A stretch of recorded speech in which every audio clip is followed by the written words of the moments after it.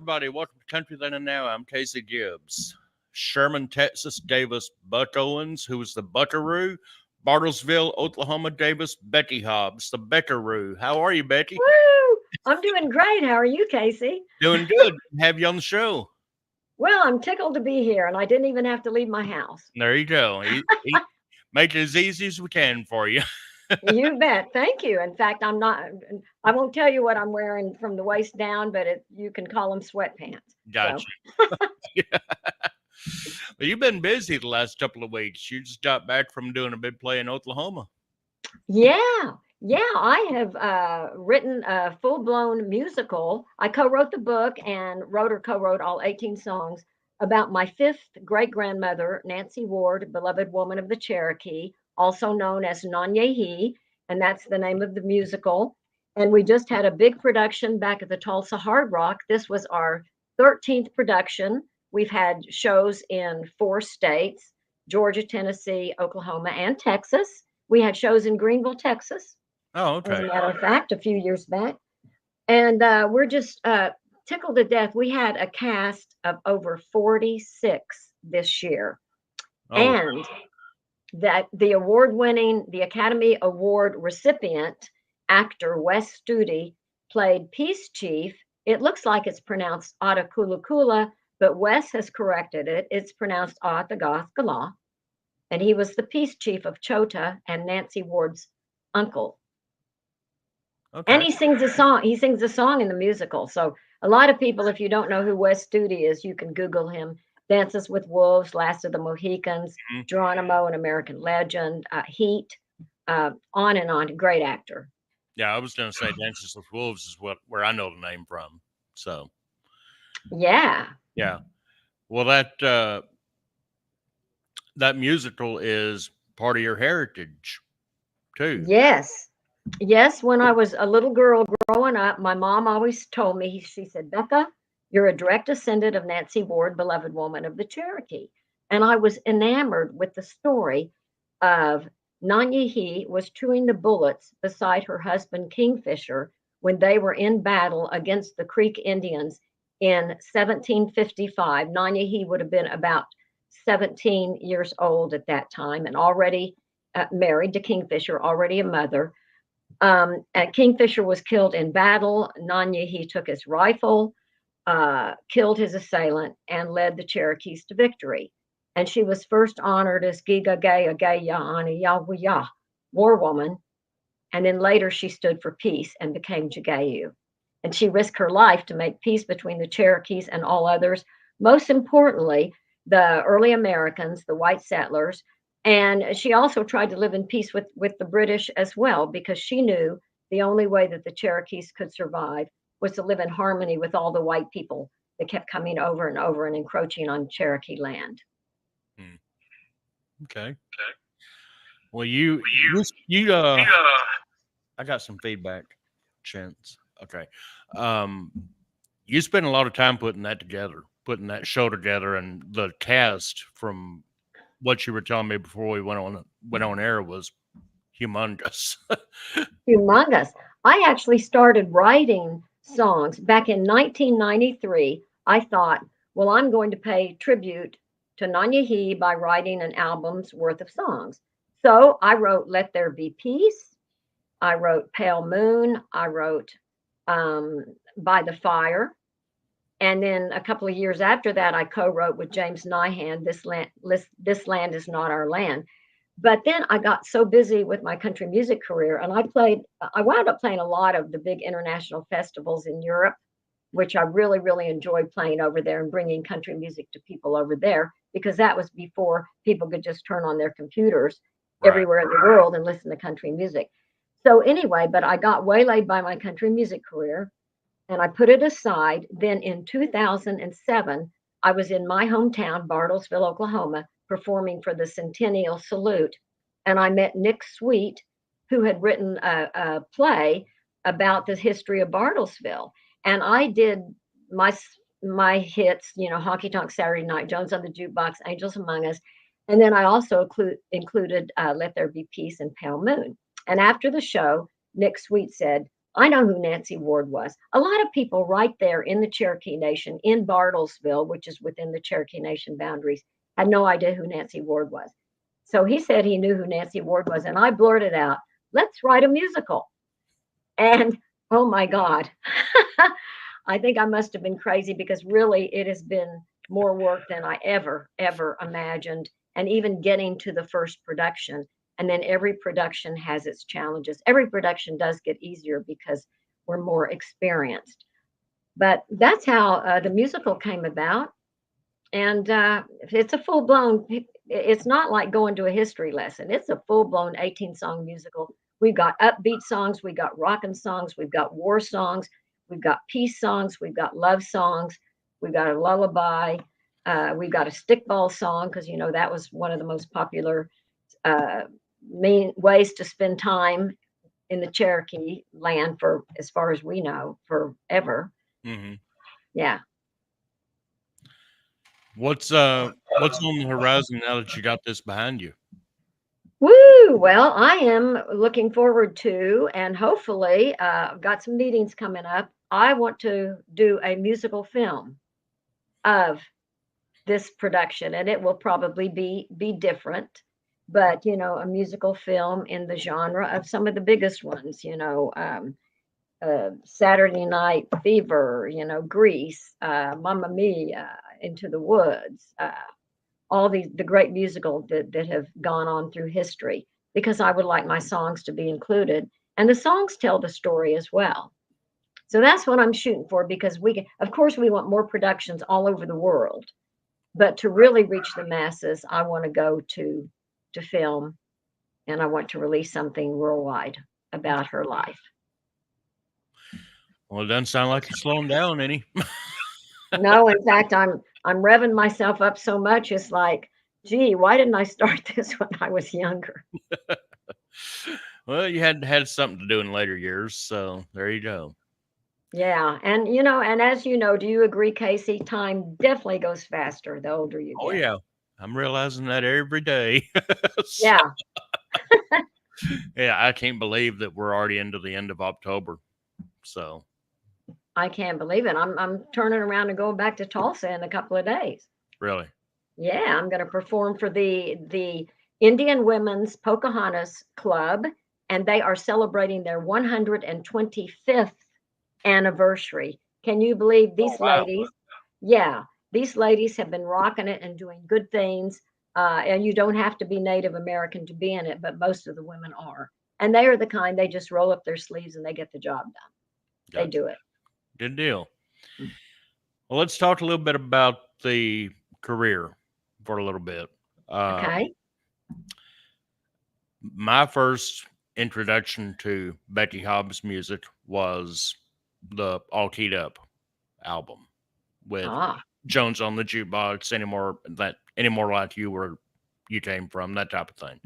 So, Hmm. but I know that you had some songs released prior to that where Jerry Kennedy produced you. Yes. Yes, yes. Yeah. Talk about working with Jerry a little bit. Oh my gosh, yeah. How I got to work with Jerry Kennedy is after I left Oklahoma, I was touring with an all-girl band, and we might want to talk about that later because it was the first documented all-female band in the state of Oklahoma, by the way. Oh wow, Um, yeah, yeah, and they investigated that and told me that in 2015 when I got inducted into the Oklahoma Music Hall of Fame. But anyway, so I was on the road with this all girl band for several years. Wound up in Baton Rouge, Louisiana, and joined a southern rock band called Swamp Fox. And then the guitar player Lewis Anderson and I went out to LA in. We got to LA in February of 1973. Okay. And I started, you know, I was writing songs already, of course, for the all girl band. Oh my God. And when I look back at them, some of them, they were just terrible, you know, but you got to start somewhere, you know, you got to learn. right. So I was writing songs in LA, and I got, got my first cut. First artist who cut one of my songs was Helen Reddy. And how I got that cut was I was walking down Hollywood Boulevard and smiling and saying hi to everybody because I'm from a small town in Oklahoma. And I met a guy named Tornado Warren. No kidding. I don't know what happened to him, but I was telling him, yes, I'm a songwriter. I'm from Oklahoma. He said, oh, do you have any songs for Helen Reddy? And I said, boy, do I? And he said he was working for a guy named Ron de Blasio who shared an office with Jeff Wald, Helen Reddy's husband. Anyway, to cut to the chase, I put together a little cassette and Helen Reddy cut I'll Be Your Audience that Louis Anderson and I wrote. And that was our first big cut. Shirley Bassey also cut that. Frank Sinatra Jr. closed his shows with it. But Okay. so when I was out in LA, and then I started the urban cowboy movement blew in, and just everybody went wild. And I started playing in all the honky tonks all over the LA area. And a lot of people may have thought that there weren't any real country places in Southern California. Honey, there was some of the wildest places I've ever performed in Southern California. And I started playing at this club called The Ranch in Garden Grove. And Rocky Rubino booked me there on female mud wrestling night and to sing for 20 minutes before the contest. And then he booked me to sing for 20 minutes before the wet t-shirt contest. So anyway, I'm sensing a trend here. yes. Yeah. And anyway, so I had all the work I could handle, cash on the barrel head. But I got the attention of Al Gallico, who was the #1 country music publisher, independent country music publisher. He had signed Billy Sherrill, Nora Wilson, Glenn Sutton, published some of the greatest songs, Stand By Your Man, Almost Persuaded, on and on. And Al liked my songwriting and he believed in me. And he picked up the phone in his office and said, hey, Jerry, he called Jerry Kennedy. Jerry, yeah, I got this girl. Yeah, her name's Becky Hobbs. Yeah. Yeah, she sings great. She looks great. She writes great. She says, you got to sign her. Oh, okay. Yeah, thanks. Bye. He said, kid, he said, I got your record deal. Al Gallico.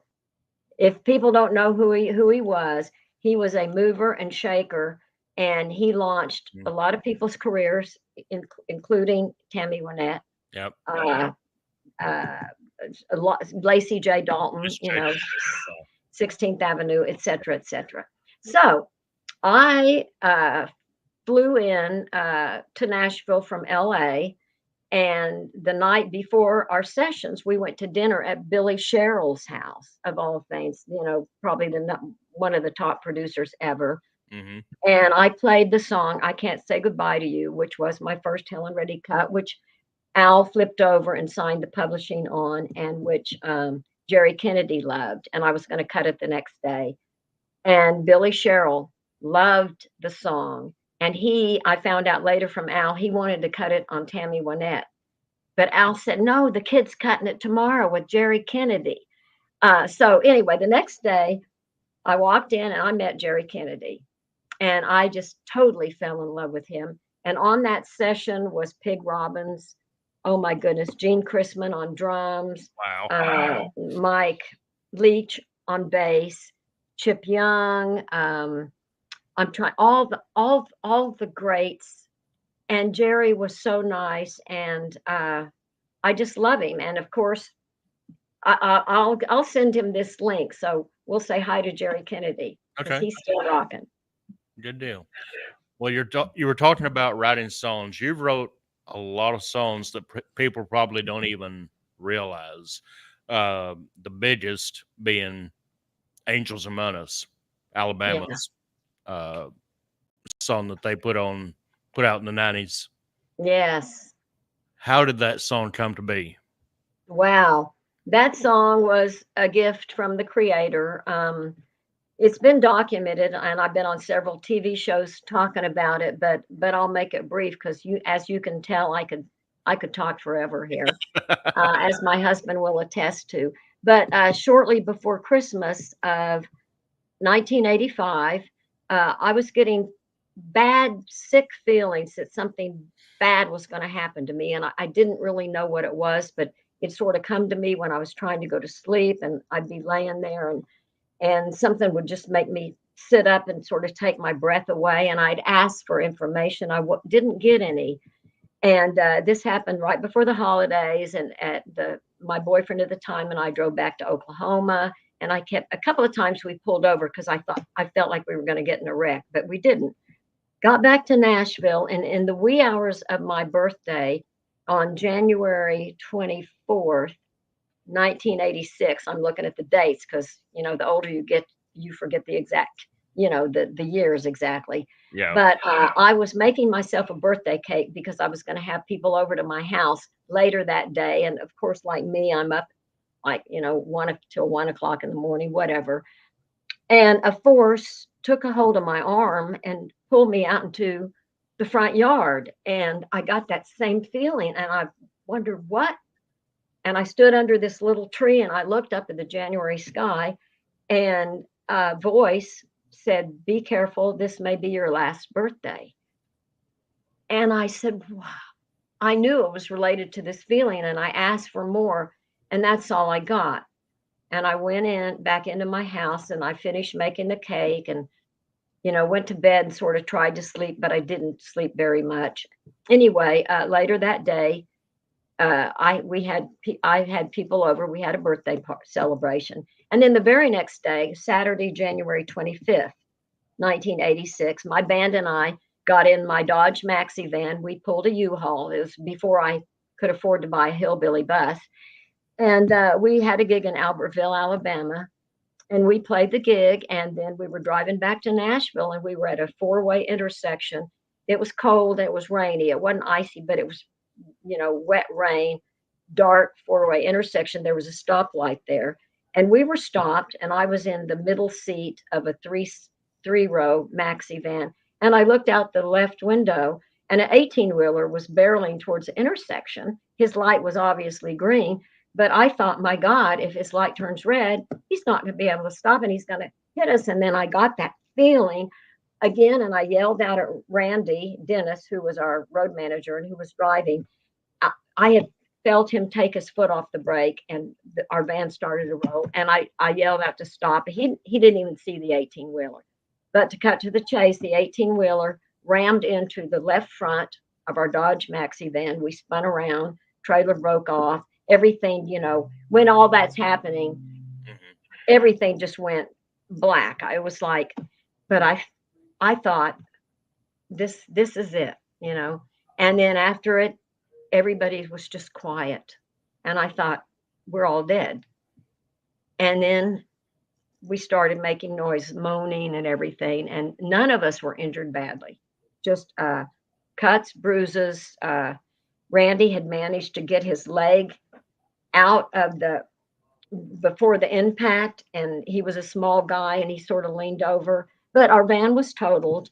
We called our booking agent and we got rooms, that night.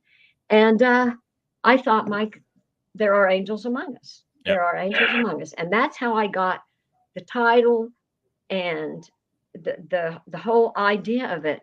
But then for years I savored that. And I had some of the chorus. I believe there are angels among us sent down to us from somewhere up above. I had most of the chorus, but to write the story exactly as it happened did not sound right. I was with my band in a van. I wanted to write something that children could relate to because more children than adults are open to seeing and hearing their guardian angels. Right. So anyway, I savored this until January of 1993. So that's all the years that I savored and worked on this. And then I called Don Goodman.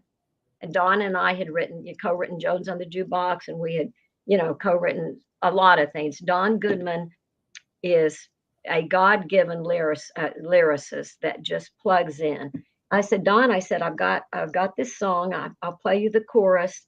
I don't know if you'd be interested in this, because I didn't know, it wasn't like a commercial song. And anyway, so I played him the chorus, and I looked up. He had tears running down his face. He said, Beck, I'd be honored. I'd be honored to. So we finished Angels Among Us, and he said, Becky said, you got to take this to Randy Owen. I had already had 2 Alabama cuts. I Want to Know You Before We Make Love and Christmas Memories. And I thought, wow, it doesn't sound like an Alabama song. But anyway, I took a little cassette over there and put Randy Owen's name on it. And man, just couple of days later, they went in the studio and they cut it. Wow. And I just thought, this has been the biggest blessing of my career for sure. And I have gotten, and Randy has told me, and I've done songwriter shows with him through the years, that it garnered the most fan mail that they ever got, or the most response they ever got. That wouldn't surprise me in the least. And other artists have cut it. Jamie Johnson just did it on the CMT tribute to Alabama, and just did a killer version. And then Scotty McCreery and a group of the St. Jude Children's Research Hospital cancer survivors with him, and Carly Pierce and Sarah Evans were there, and Kristen Chenoweth, the opera star from Oklahoma, and also Demi Lovato after the Sandy Hook school shootings. Oh, wow, okay. She did a video on YouTube singing it. And then, yeah, and there's lots of, if people go to, YouTube, there's lots of little kids singing it and church groups. And it's a blessing. I'm grateful for that. Well, let's go ahead and play it. This is Becky Hobbs, Angels Among Us on Country Then and Now.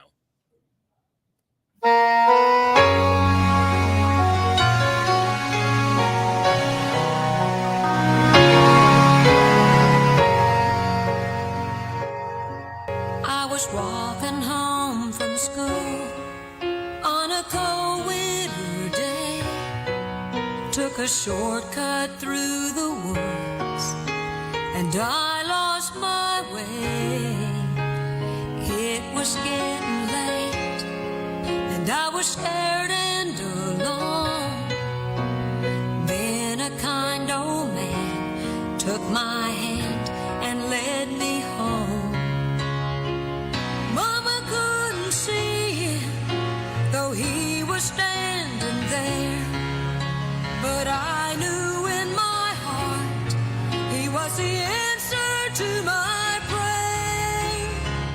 Oh, I believe there are angels among us, sent down to us from somewhere up above. They come to you and me in our darkest hours to show us how to live, to teach us how to give, to guide us with the light of love.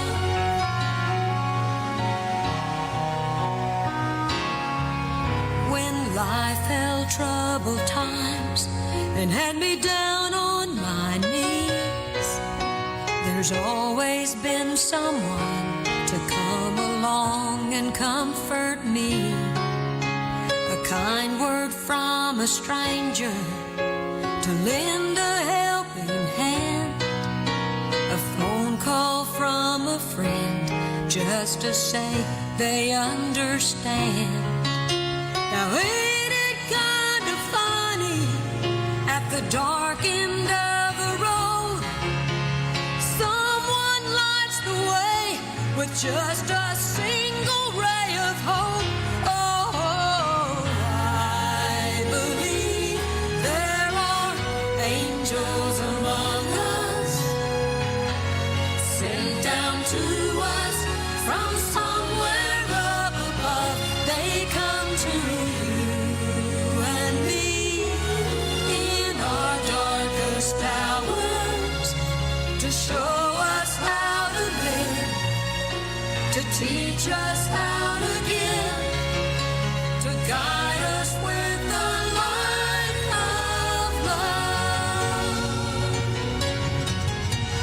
They wear so many faces, show up in the strangest places to grace us with their mercy in our time of need. Oh, I believe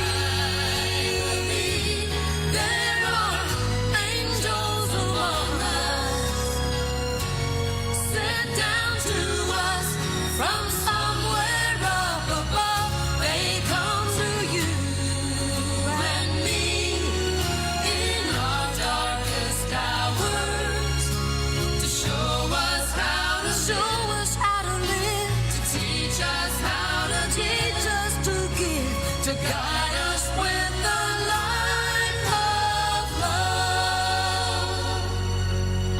They guide us with the light of love.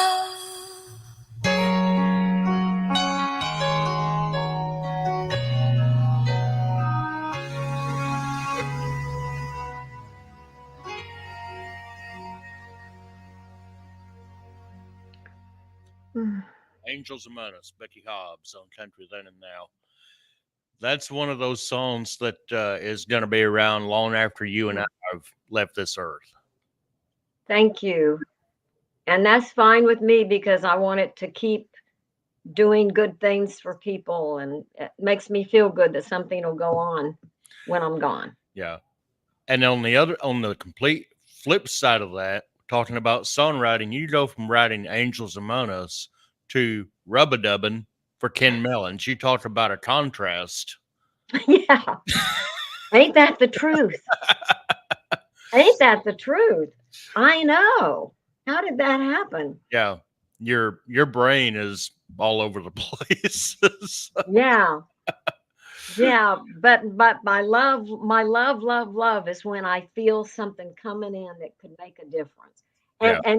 And the fun songs are great because it makes people feel good, and people got out there and danced, and Ken had the cutest little video out on that. You remember his video? He was in a bathtub and he had on a cowboy hat, cowboy boots, and nothing else, but a bunch of bubbles in the tub, and he Yeah. had the cutest little rubber ducky I've ever seen. Remember that? Yeah. I'm sure he had on something under there on that video, but Yeah. and what a nice guy he is. Oh my God. Do you know Ken? I got to see him at Billy Bob's a couple of times back in his prime when Yeah. that was out, and Jukebox Junkie and Looking in the Same Direction. I got to see him in concert a couple of times, but never got to meet him, never got to talk with him. Yeah. He's just a doll, just a great guy. And then you also had a song that you wrote for Glenn Campbell and Emmylou Harris that was Yes. for a It's Grammy. yes. It's called You Are.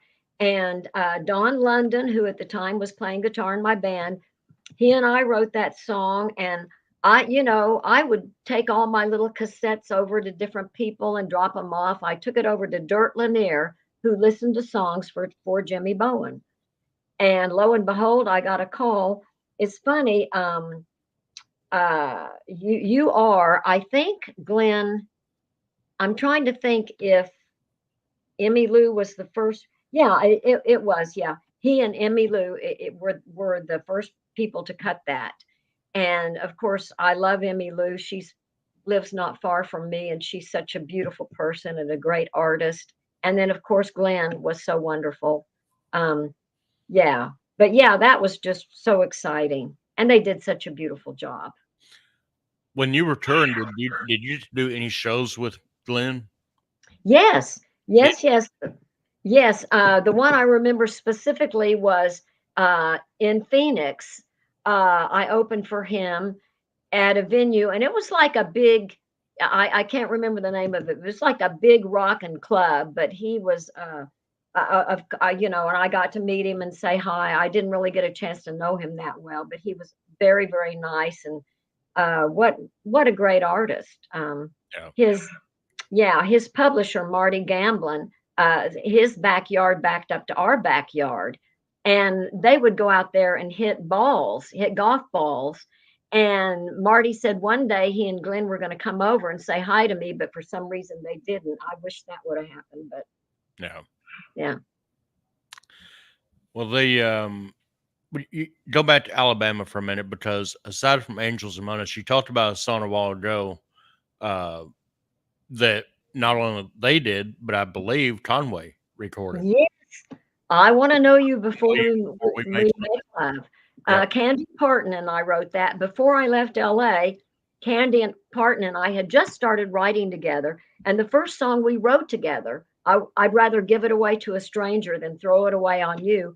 Charlie McLean cut it on one of her albums.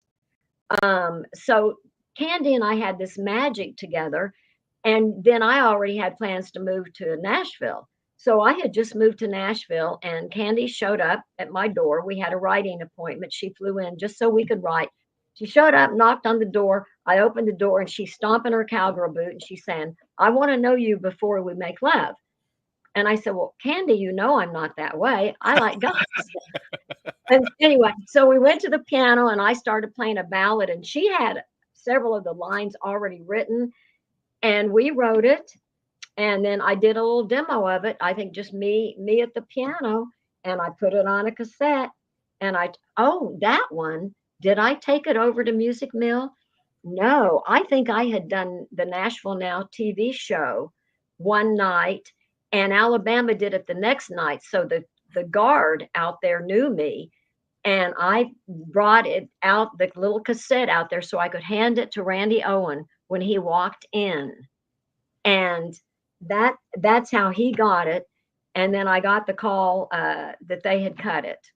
Now, RCA, Joe Galante, Randy thought it would be a single because they were already doing it live in concert, and the audience reaction was awesome, especially the women, as you can imagine. Mm-hmm. And RCA didn't want it to be a single, so I cried all the way to Conway Twitty, and I had opened for shows for Conway, so I knew how to get cassettes to Dee Henry, his wife, and she also listened to songs for him. And then Randy Owen told me later. In fact, I just played the songwriter show with him in Fort Payne this past June 1st for the the June Jam. And he told the story, and I sang the song again at the songwriter show. And he said that Conway, that they did it in a concert, and Conway was on the same show. And Conway said, "Are you boys going to release that I Want to Know You Before We Make Love as a single?" And Randy said, "No, the label doesn't want it to be a single. They probably were behind something else because of political reasons or who knows what." And Conway said, "Are you boys crazy?" He said, "I'm going to cut that then." And when the week that it was on top of the charts, I think it got to number one on most of the charts. I think on Billboard it got to number two because of something that had happened. But the week that it was on the top of the charts, I opened for Conway in Branson, and Candy flew in from LA, and we sat with Conway on his bus, and I'm trying to think of exactly what he said. But he was Conway was the kind of artist, as you know, he was not afraid to cut a song that somebody else had cut, or to cut a song that had been on the pop charts. He just knew what would fly, and so Conway had a big hit with that. So I had the benefit of it being on, a couple of Alabama albums, and then a single by Conway. Oh, I know what I wanted to say about Conway. He said whenever he got a song pitched to him, he never looked at the lyric sheet because he did not want to know who wrote the song, because he did not want that to influence what songs he recorded.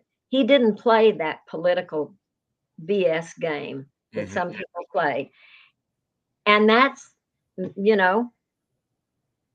some other guy artist might have, wondered who's Becky Hobbs and Candy Parton, but Conway, he had the balls and the brain to cut what he felt like had a chance to be hits.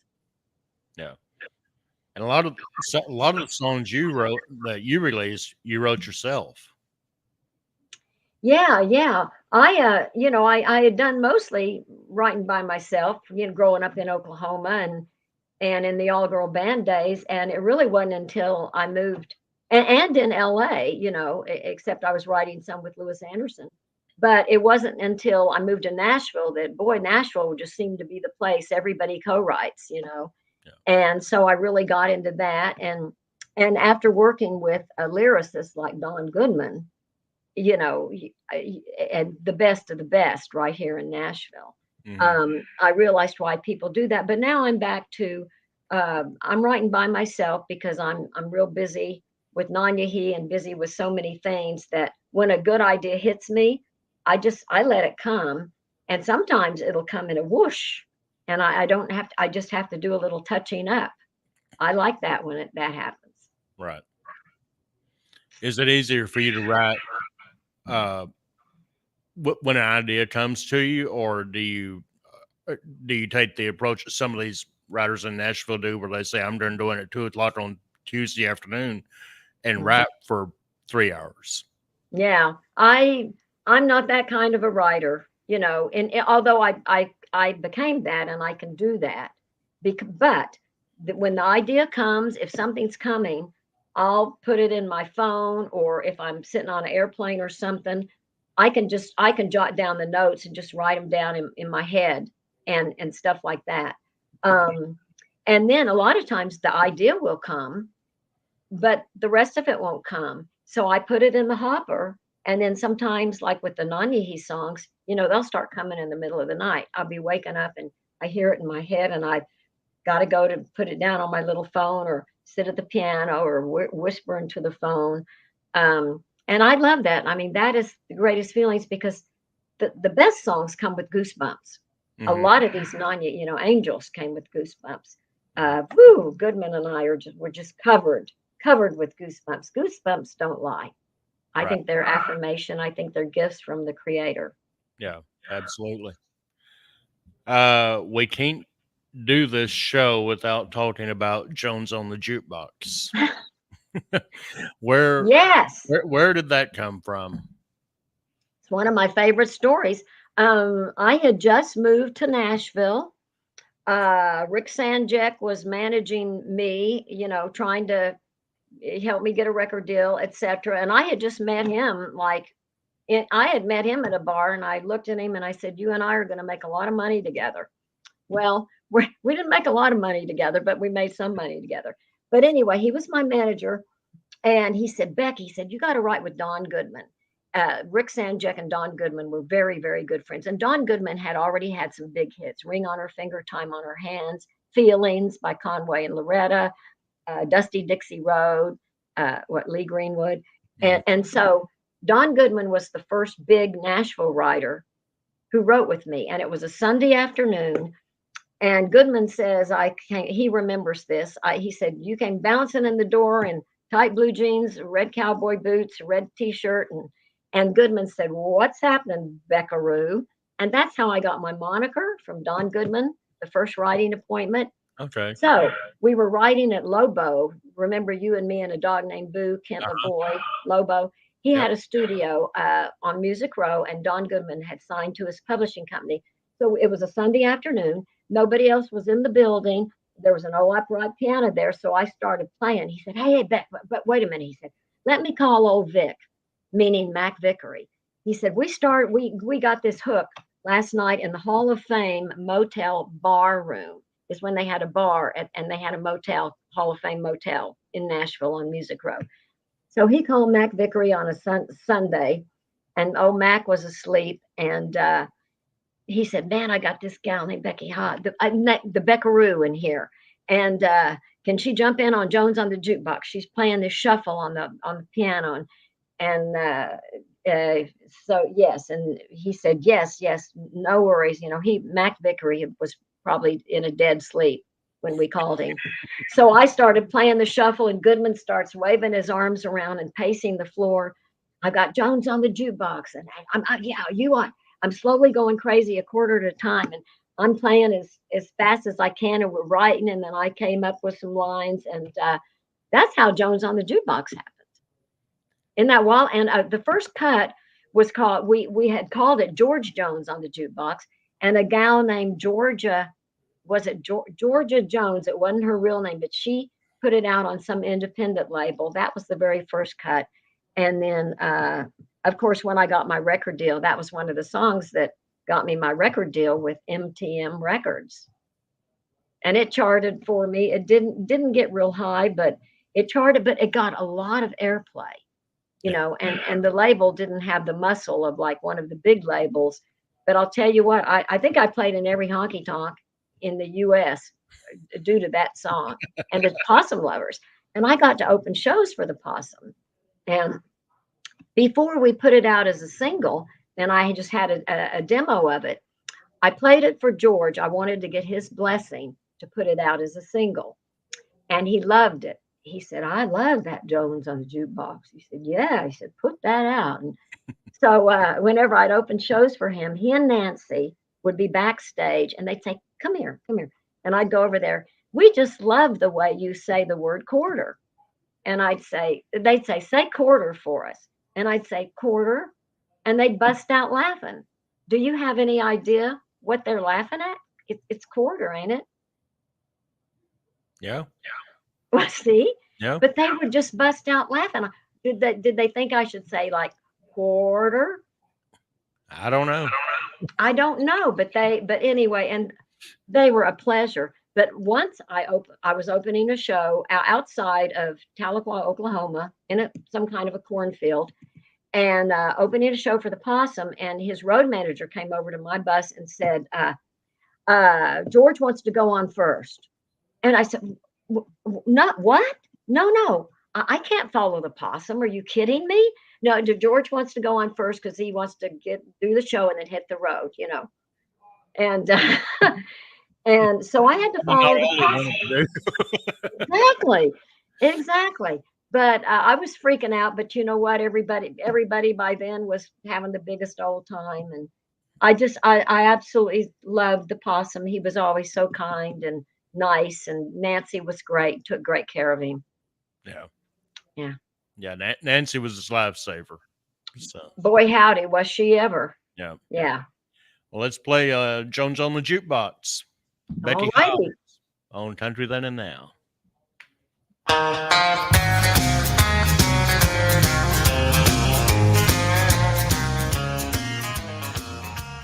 There's a fool in the mirror looking back across the bar. Reflections of a woman whose world just fell apart. Now the life we built together and the golden rings are gone. And it's whiskey versus memories, and it looks like the race is on.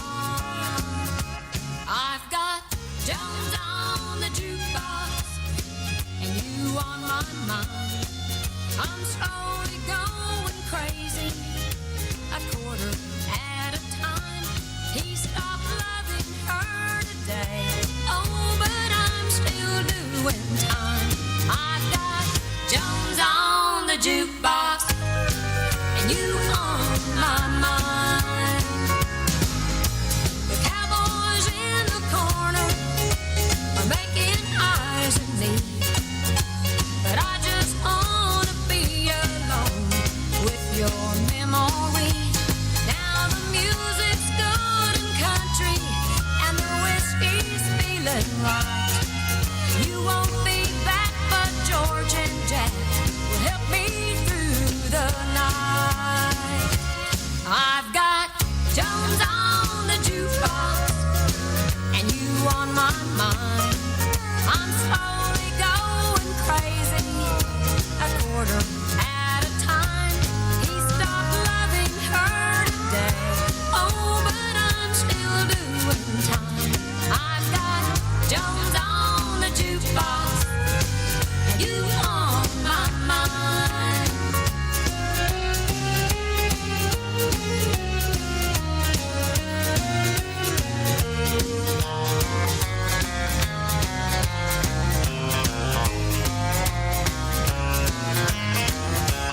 I've got Jones on the jukebox and you on my mind. I'm slowly going crazy, a quarter at a time. He stopped loving her today, oh, but I'm still doing time. I've got Jones on the jukebox and you on my mind. I've got Jones on the jukebox and you on my mind.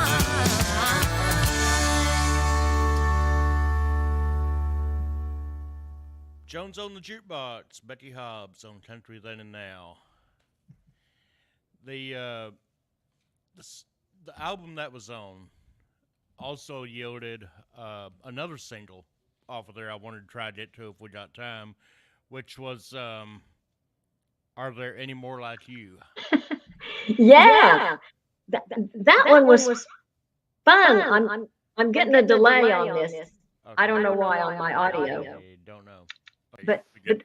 that's okay. I can deal with it. Yeah, now it's better. Okay. Yeah, I got the idea for that song when I was living out in LA. I lived in West Hollywood, and all the guys in my neighborhood were gay, and they were all just drop dead gorgeous.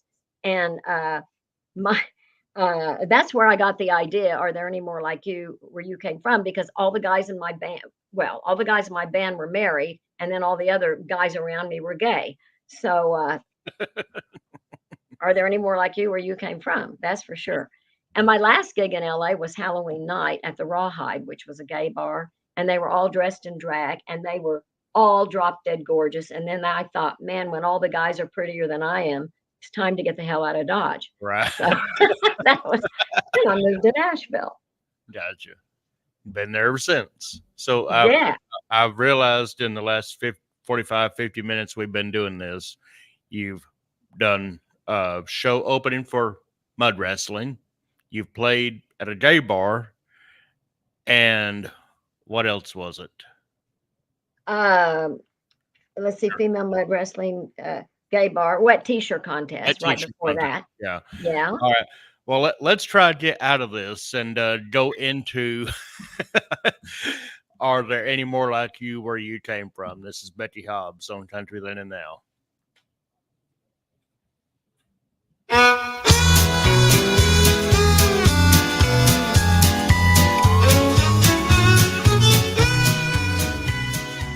You got those eyes that hypnotize, bright as the deep blue sea. And you got those lips that wish to be kissed. I wish they were kissing me. Thanks for the dance, thanks for the drink. But I see on your finger a gold wedding ring. So I'd better go before I lose control. But there's one thing that I'd like to know. Are there any more like you where you came from? If there is, I want to get me one. My heart is breaking, 'cause your heart is taken. Are there any more like you where you came from? I must confess, I'd be a mess if I stayed for one more song. 'Cause the way you look at me, it's easy to see I ain't gonna last that long. Still, I wish I could stay, and I wish you were free. But I'd better get away before you get to me.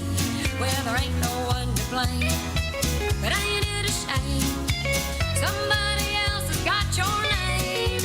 Are there any more like you where you came from? If there is, I want to get me one. My heart is breaking, 'cause your heart is taken. Are there any more like you where you came from?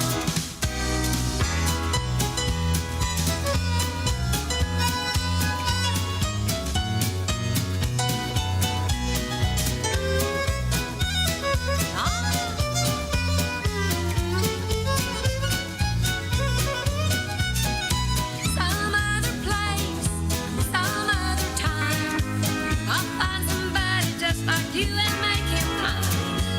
But till I do, I'll be lonesome and blue, and I'll keep on dreaming of you. Are there any more like you where you came from? If there is, I want to get me one. My heart is breaking, 'cause your heart is taken. Are there any more like you? Well, just one will do. Are there any more like you where you came from?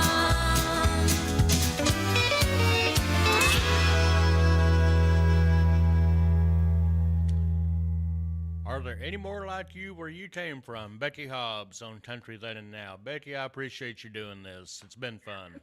Thank you for having me. And thanks for all you do for country music. We didn't get to half of the stuff I wanted to, so we'll have to do this again. Sure, we will.